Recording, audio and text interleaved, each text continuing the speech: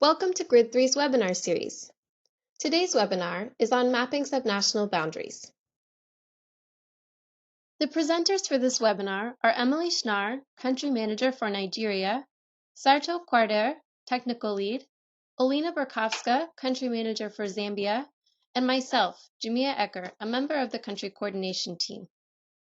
GRID3 works with countries to generate, validate, and use geospatial data on population, settlements, infrastructure, and subnational boundaries. GRID3 combines the expertise of partners in government, United Nations, academia, and the private sector to design adaptable and relevant geospatial solutions based on the capacity and development needs of each of the countries we work in. GRID3 is funded by the Bill and Melinda Gates Foundation and the United Kingdom's Department for International Development. It is implemented by Columbia University's Center for International Earth Science Information Network, or CSIN, the United Nations Population Fund, World POP at the University of Southampton, and the Flowminder Foundation. This webinar will focus on one of our solutions, mapping subnational boundaries. In this webinar, we will be talking about the importance of boundaries for decision-making, what GRID3 does, why we do it, our approach, and finally, how you can get in touch with us after this webinar. Accurate subnational boundaries are key to sustainable development. Boundaries refer to the extent or limit of a certain geographic area, such as a block, census tract, county, or place. A boundary may or may not follow a visible geographic physical feature, like a river or road, and may signify administrative, political, survey, or other areas. Many countries still use paper maps or data sets that are not necessarily harmonized across institutions, spatially and/or in terms of how the data are managed. There is a lack of capacity in geospatial data generation and digital management tools, as well as the financial resources that are necessary to accurately delineate and maintain subnational boundaries. Compounded, these challenges can slow the pace of development efforts and diminish those efforts' effectiveness. For GRID3 boundary work, some of the boundary classifications we use are administrative or legal boundaries, which are delineations of units or areas as recognized by the government. Administrative units with their corresponding boundaries differ by country. They form the basis of official government and international maps. They are used to determine electoral units, the allocation of government resources, and more. Operational boundaries are non-governmental delineations of a given area for the functional or operational distribution of resources, humanitarian services, or other interventions. Finally, statistical areas are delineation of areas for statistical purposes, such as EAs or enumeration areas, metropolitan or micropolitan statistical areas, urban areas, and census-designated places. You will find other classifications that we work with in a boundary-focused paper that will be made available through our website. GRID3's role in the boundary harmonization process changes depending on a country's needs. We work directly with stakeholders to harmonize operational boundaries, support national statistical authorities to improve consistency of statistical areas, or facilitate interinstitutional dialogue among government agencies to support those agencies' efforts to address discrepancies in boundary data. In all cases, we draw upon various strategies, data, and technologies to help increase the capacity of its in-country partners, working to ensure that governments can take ownership of the process and are also situated to carry out further boundary work long after we have completed its collaboration. Our approach is collaborative, participatory, and transparent. We support governments in their mandate to have up-to-date boundary layer, and we facilitate the boundary harmonization process with all relevant stakeholders. We use a process where we meet and arrive at a consensus. Additionally, our approach is efficient because we automate the process of delineating enumeration areas. If the semi-automatic pre-enumeration area approach was not used to create the pre-enumeration area for this field test, the work would have required a team of experts in GIS to manually digitize all the pre-enumeration area boundaries in the lab. It would have been difficult or even impossible for a team to account the estimated population size and area while the pre-enumeration area were drawn. In addition, the whole manual process would have been time and labor intensive. Three strategies comprise the current GRID3 approach to improving subnational boundaries. The first approach is to work with local stakeholders to harmonize operational boundaries. National government actors are still the driving force, but opening up the boundary generation work brings in outside groups like GRID3 technical experts and brings sector agencies, such as the health and education, into the picture. This has proven successful in Nigeria and the Democratic Republic of the Congo. Another option is to facilitate interinstitutional dialogue among government agencies. Instead of opening up the process, the focus in this approach is on addressing bottlenecks to progress. This was used in Zambia with very positive results. The third and final approach is the semi-automatic delineation of pre-enumeration areas, or EAs. This was tested in the DRC with positive preliminary results. We will be going into more detail for each of the strategies mentioned. In Nigeria, the story begins with the gathering of data for polio vaccination campaign microplanning. GRID3 sought to build on the work carried out by eHealth Africa, which was contracted by the Bill and Melinda Gates Foundation to compile and maintain a database of operational datasets in support of polio vaccination campaigns. The geodatabase stores settlement, point of interest, and ward boundary data collected by eHealth and in-country vaccination teams for all 36 states in Nigeria. These data feed the Vaccination Tracking System, or VTS, which is a tool that helps vaccination teams in the field determine which settlements to visit and the target population that is to be vaccinated within each ward. Wards are the smallest administrative units in Nigeria. There are assumed to be 9,536 wards that aggregate to 774 local government areas, or LGAs, which then aggregate to 36 states. Currently, no open government-accepted ward boundary dataset exists. One of the goals of GRID3 Nigeria is to produce a quality open ward boundaries dataset that is officially accepted and used by the Nigerian government as well as non-governmental and private sector groups for improved decision-making purposes. GRID3 conducted quality assurance quality control, or QA/QC, via a set of custom scripts for all points of interest, ward boundaries, and settlement datasets collected, processed, and curated by eHealth Africa in Nigeria. The scripts executed a set of data integrity checks on the ward boundaries that included checking for unique operational ward IDs, valid geometries and topology, accurate nesting of ward boundaries within LGAs and states, alphanumeric ward codes, the presence of any multi-part polygons, and any ward boundaries that extended past the Nigeria country border. The map in the upper right corner of the slide demonstrates the granularity of ward boundaries within an LGA. The map in the bottom right corner of the slides demonstrates the topology check, which evaluates whether or not there are any gaps and/or overlaps between boundaries.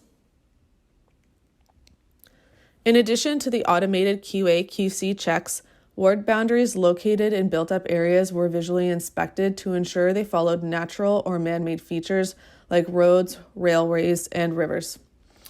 If the ward boundary segment followed a natural or man-made feature, it passed inspection and was marked as having no error, as seen on the left. If the ward boundary segment crossed buildings and did not follow one of the aforementioned features, it was marked as having an error, as seen on the right. The results of this visual inspection were reported back to eHealth for subsequent corrections. Through this process, GRID3 facilitated the production of a more accurate and useful dataset. As of April 1st, 2019, 9,002 out of 9,536 ward boundaries are complete, free of topology errors, and consistently named across administrative levels and points of interest. The GRID3 Nigeria geodatabase will be hosted by the National Space Research and Development Agency, NASDA, which has the mandate for managing the National Spatial Data Infrastructure, or NSDI, in Nigeria. As such, they have a government stamp, but do not have an official status until reviewed and approved by the mandated agencies.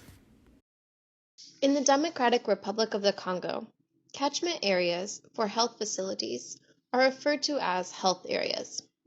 These units provide essential healthcare services, such as vaccinations, to people living in that health area. Prior to GRID3 supported work, health areas existed only operationally and as sketches on paper maps, often hung on a wall in a local health facility, but not readily available to decision makers who were charged with allocating resources to these health areas. This case study differs from the Nigeria case study in that we engage the mandated authorities in the Ministry of Health more directly and earlier on in the process. Local healthcare workers were directly involved in the mapping of their respective health areas during a participatory mapping event coordinated by GRID3 with in-country provincial coordinators and GIS technicians in the summer of 2019. A settlement layer compiled by GRID3 was used to guide the mapping of health area boundaries during the event by making sure that boundaries included all settlements listed in official microplans. The mapping event was followed by field data collection of settlement, health facility, and point of interest data by each health worker in their own health area, using tablets and GRID3 partner Novelty's vaccine tracker system. These data all had an attribute for health area and thus could be used to refine the boundaries delineated during the participatory mapping event. Health areas are aggregated to a larger unit called a health zone. On this slide, we see a hand-drawn operational map in use by health workers in Kayamba Health Zone. It is lacking in any health area boundaries. On the right is a new digital operational map created with the data collected and digitized in the summer of 2019. Prior to fieldwork, healthcare workers relied on these hand-drawn paper maps for planning interventions, such as vaccination campaigns. The participatory mapping, combined with the collection of additional data in the field, resulted in more accurate digital health area maps and more complete settlement and health facility data. This slide highlights the boundary improvement in Katenge Health Zone. On the left is the baseline settlement and boundary data available prior to the fieldwork. In the middle is a compilation of existing settlement data and field-collected data, symbolized using the health area attribute, which makes it easier to imagine where the health area boundaries should be. Finally, the map on the right is of the newly delineated health area boundaries, and it reveals that Katenge Health Zone is actually twice as big in reality than the previously available boundaries suggested.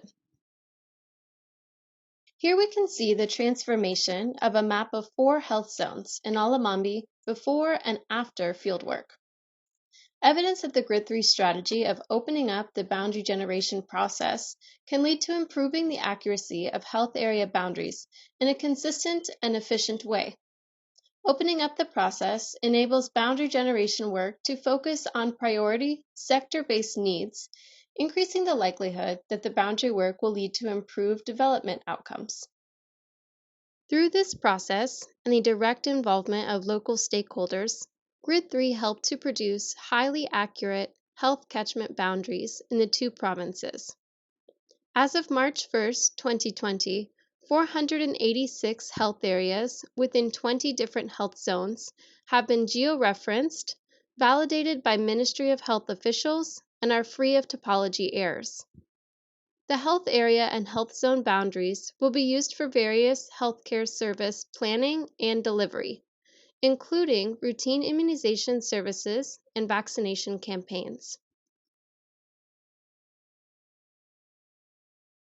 In Zambia, GRID3 supported boundary harmonization by facilitating coordinated and integrated participation across government institutions that have a formal mandate for managing boundaries. These institutions are found in several different agencies, and each agency creates administrative boundaries under their own mandate and at a different mapping scale. Here we see how, given that administrative boundaries are created by distinct institutions at different mapping scales, boundaries are often not aligned, resulting in gaps and overlaps between two levels of administrative divisions. Misaligned boundaries create inaccuracies during integration of datasets from various institutions, pose difficulty in calculating and aggregating accurate statistics, and also hinder data sharing and utilization among stakeholders. The goal of GRID3 in Zambia was to work with boundary custodians and provide a mechanism to eliminate gaps and overlaps in order to produce an aligned set of geographies. GRID3 worked with relevant agencies to develop a workshop methodology to validate and harmonize wards and district boundaries at the same mapping scale. The chairmanship of the harmonization process and data hosting are under Zambia's National Spatial Data Infrastructure (NSDI) Committee. GRID3 worked hand in hand with government stakeholders to strategically design, plan, and conduct the workshops. The collaboration with NSDI was not only key to nationalizing the data, but also to ensure a Zambian agency was spearheading the sharing of the respective data on an open platform. A preliminary boundary analysis was conducted using a custom tool built in ArcGIS Model Builder to identify gaps and overlaps and remove those smaller than 500 square meters in order to reduce the number of manual edits to complete during the workshops. In advance of the workshop, GRID3 prepared map documents and a workflow for the editing sessions and held a pre-workshop practice session, allowing GIS technicians from each participating ministry to go over the workshop methodology and practice the editing workflow. Members from all responsible agencies attended a 14-day workshop held in two parts to reconcile district boundaries to official narratives and align to topographic features. At the start of the workshop, participants were divided into groups by province, in which at least one individual from each custodian ministry was present. Each group was given one map document to edit the boundaries in that province.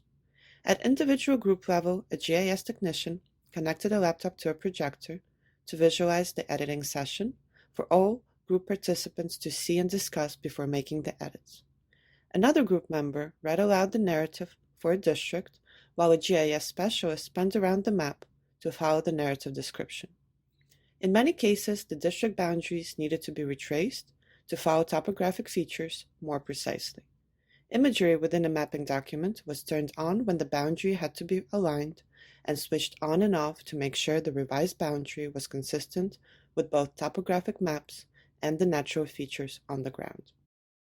The output from the workshop is an updated district shapefile validated against officially endorsed narratives and aligned to topographic features at a scale of 1 to 10,000, which corresponds to the mapping scale used by Electoral Commission of Zambia for ward delineation. Consensus was reached on code assignments to the district and provinces. Grammatical and contextual errors in the district narratives were identified for correction. Most importantly, the executive participatory mapping allowed for coordination among government agencies responsible for boundaries in Zambia. This ensured a production of government-endorsed administrative boundary shapefile. The harmonized shapefile is now widely used among government ministries as the official boundary set for all planning and decision-making. Hopefully, this success will provide a pathway for codifying how these agencies can coordinate moving forward.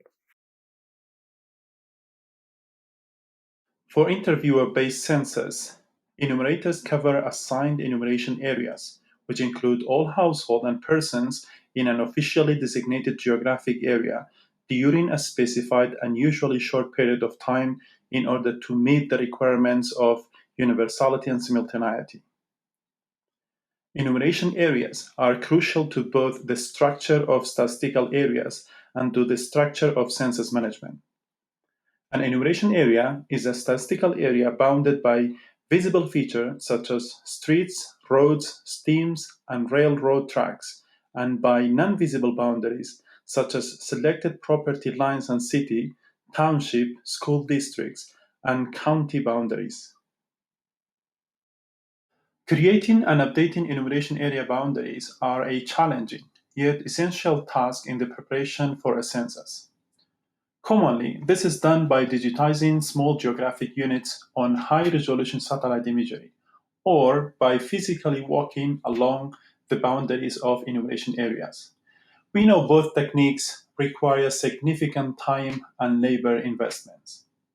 In addition, the task of creating enumeration areas requires taking into account population and area size within each unit, since there are minimum and maximum population and area constraints for each enumeration area, and consideration of the population size and area within each unit to ensure enumeration areas are suitable in serving as census units for data collection and summarization.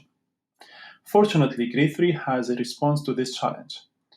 GRID3 is developing a semi-automatic designation approach of mapping pre-enumeration areas and national population sampling frame in the absence of recent census data. The method could be applicable to create and update digital census enumeration area and can be used to derive socio-economic population sampling frame. The GRID3 semi-automated approach utilizes geospatial processing tools to produce pre-enumeration area boundaries. The approach relies on two main input data types, with features such as roads, buildings, rivers, and administrative boundaries in vector format, and high-resolution graded population data in raster format. Linear features, both natural and man-made, such as roads and rivers, taken from existing digitized geospatial sources, example OpenStreetMap, are used to define the boundaries of the pre-enumeration areas. Graded population data take the form of a raster dataset composed of grid cells and provide population estimate associated with each grid cell as opposed to a more typical aerial unit. The grid cell size is determined by the spatial resolution of the gridded population data. GRID3 gridded population estimates typically have a grid cell size of approximately 100 meter by 100 meter. The gridded nature of the data provides flexibility in aggregation such that estimated population can be calculated within a defined boundary. The input datasets of linear features such as roads and rivers are combined with existing administrative boundaries to subdivide regions into small geographic units, which we refer to as the splitting process. In this process, a region is subdivided into the smallest units possible, and the estimated population for each small unit is then calculated from the high-resolution gridded population data. Pre-enumeration areas are created such that they meet specified criteria in terms of population size, geographic area, and compactness. These criteria are specified in terms of threshold, which are applied during the merging process. In this merging process, the small units created during the earlier splitting process are optimally merged with neighboring units until a threshold is reached. The result is a complete set of boundaries for small units nested within the existing administrative boundary hierarchy without gaps or overlaps, which can be used for census planning. In the context of a national census, the output can be considered as an initial set of pre-enumeration area boundaries, which then need to be validated and updated during census cartography. To test this approach in DRC, outputs have been produced for 3 test sites, including Site 1, Quartier Kingu, Kinshasa Urban, Site 2, Quartier Dumi, Kinshasa Suburban, Site 3, Sector Kasangulu, Congo Central Rural. These sites were selected because they include a range of rural and urban contexts. A field test was conducted by the BCR under the supervision of GRID3 team The intention was to assess whether the outputs from the semi-automated approach to create pre-enumeration area boundaries would be useful in preparing for the second national population housing census, as well as for providing deeper insights into the advantage and limitation of the approach and area for further development.